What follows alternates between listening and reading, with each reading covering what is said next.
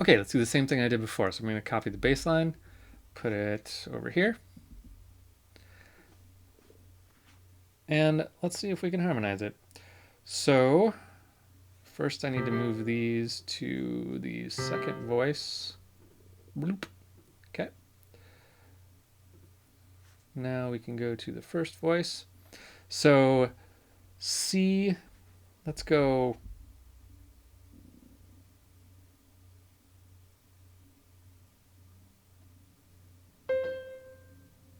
C there. And then let's go E there. So C, E, we need a G somewhere. So let's put a G right there. All right. Now for our flat 6, we have, the notes are A flat, C, E flat. So here's a C. So let's go C, A flat, C, E flat. So here's an E. So the path of least resistance here is going to be E flat. A flat, C, E flat.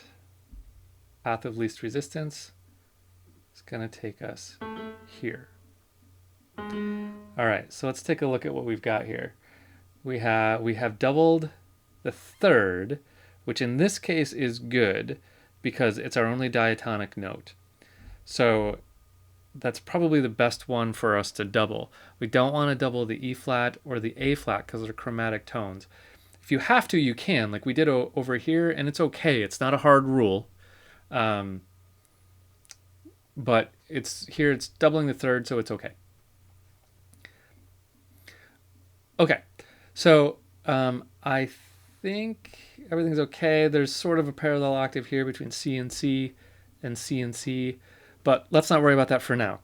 Let's move on for now. Let's go to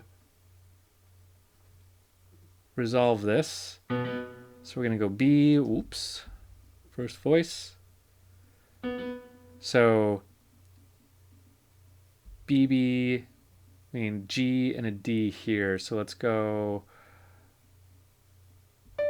up to D, I suppose, and up to G, I suppose. So what's happened here? First, do I have any parallels? I do have a big problem here. But let's go with the obvious stuff first. So C to D, that goes down, that's okay. E flat to G, that's okay. Flat to B. So I don't have any parallels. So I'm okay, but here's my problem. E flat to B natural. That is an augmented second. Here's why it's a problem. You might have not even noticed it. That's what makes it a problem. This is a minor third, right? A flat to B natural. But we have it written as an augmented second. So that kind of sucks. We don't remember that if this was a singer, if this was a tenor, they would sing G, A flat, B. And we don't ever want to ask a singer to sing an augmented interval unless it's really explicitly written like one. Well, no, we don't want to ask a singer to sing an augmented interval. The better way to do this is if we did it like, if we did this, wrote it as a G sharp, then this is a third. And it's fine. However, we've totally spelled this chord wrong. So that's not fine. So we have to spell it like that in order to spell that chord correctly with the A flat, not with G sharp. But that makes an augmented interval here. So can't have that. So how do we fix it? We get rid of that note. Let's go back. The augmented interval is going to be there. We just have to make it in a spot that is not in the same voice. So if we go to here, So let's see, what were our notes? G, B, D. Let's go D, oops. D. Okay, I don't want to go B here. So let's go G. Oops. G. What do I have now? That augmented interval is now here. That's okay because no single voice has it. This goes G, A flat, G. This goes C, C, C, B. That's okay. E flat, D. That's a little chromatic line in there. That's fine. A flat to E flat down to G to D. That is a parallel fifth. So we don't want that either. So we're closer. We could have this go up to an F, make this a 7 chord, and now I think we've solved it. Let's do that. That works. So we add that 7th, it gets us out of there.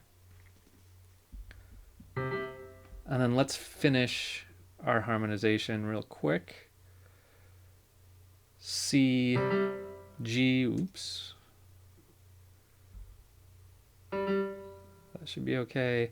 That F needs to go down to E to resolve, and this B should go up to C.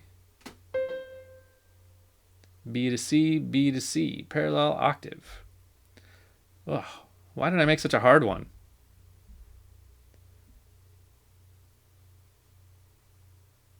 Okay, let's make this, let's cheat a little bit on this last one and have this jump up to an E. So the 7th is resolving, the 7th scale degree is resolving here, B to C. The 7th of the chord, F, is resolving there at E. This B, I'm going to cheat by jumping all the way up to E, or actually I could cheat by jumping down to G too. I like that better. Let's jump down to G. Almost creates a voice crossing between this F and G, but not quite. Okay, let's hear that now.